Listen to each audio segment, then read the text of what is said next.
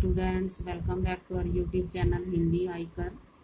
आज हम कक्षा 12वीं की पुस्तक आरोह भाग 2 का पाठ 2 कविता के बहाने पढ़ेंगे। इसके कवि कुंवर नारायण जी हैं।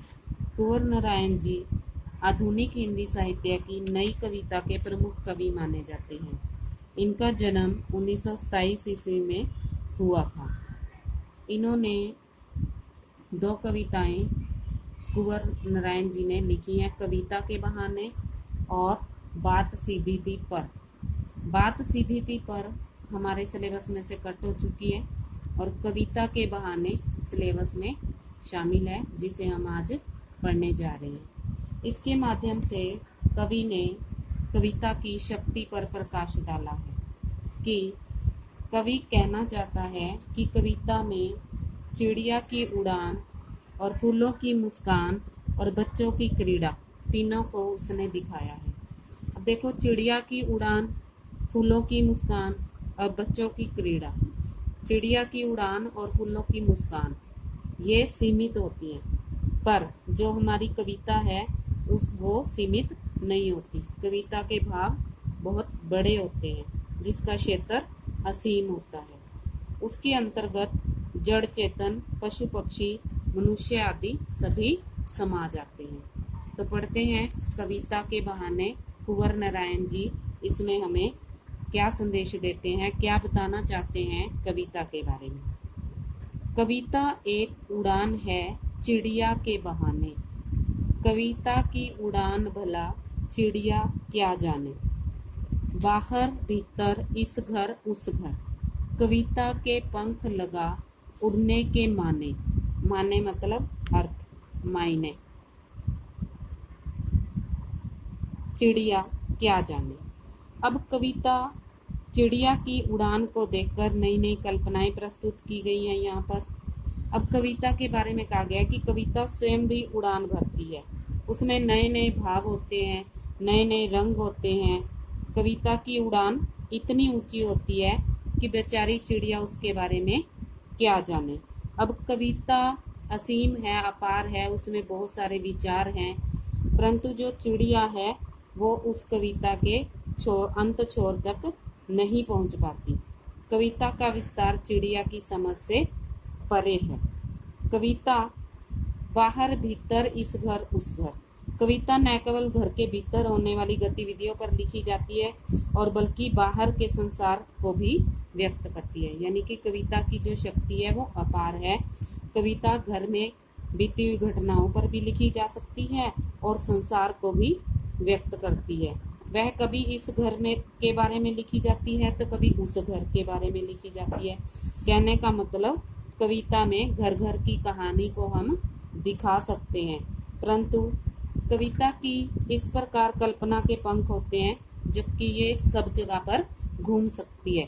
कविता के पंख लगा उड़ने के माने, यानी कि जो कविता है वो हर जगह पर पहुंच सकती है, पर जो चिड़िया है वो उसकी जो कविता की समझ है वो चिड़िया से परे है। कहने का मतलब प्रकृति जो है वो प्रकृति को हम बांध सकते हैं, परंतु जो कविता है उसका क्षेत्र बहुत बड़ा है, उसे हम चिड़िया के साथ तुलना नहीं कर सकते। चिड़िया का जो दायरा है वो आकाश तक सीमित है और जो कविता है वो कहीं भी उड़कर जा सकती है। यानी कि जो कवि के भाव हैं, कवि के जो विचार हैं, वो कवि कहीं भी अपने विचार प्रकट कर सकता है।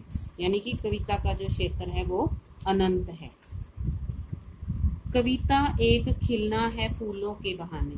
अब देखिए, पहले पद में कवि ने कविता की तुलना चिड़िया के साथ की और चिड़िया का क्षेत्र उससे कम बताया। अब कवि यहाँ पर फूलों से कविता की तुलना करता है। कविता एक खिलना है फूलों के बहाने, कविता का खिलना भला फूल क्या जाने।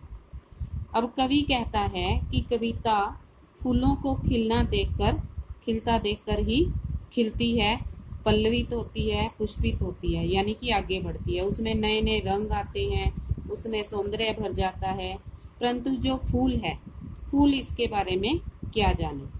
वह कविता की सुगंध कविता को सुगंध और सौंदर्य से तो भर देता है, पर कविता के खिलने को नहीं समझ पाता। यानी कि फूल भी सुगंध तक ही सीमित होता है। फूल तो बेचारा एक दिन गंध रहित भी हो जाता है, यानी कि फूल की तो एक दिन सुगंध चली भी जाती है, किंतु जो कविता है वो बिना मुरझाए ही महकने का काम करती रहती है। देखो, बाहर भीतर, इस घर उस घर, यानी कि वही बात है। कविता घर, किसी भी घर की कहानी पर लिखी जा सकती है और संसार, बाहर संसार में भी लिखी जा सकती है।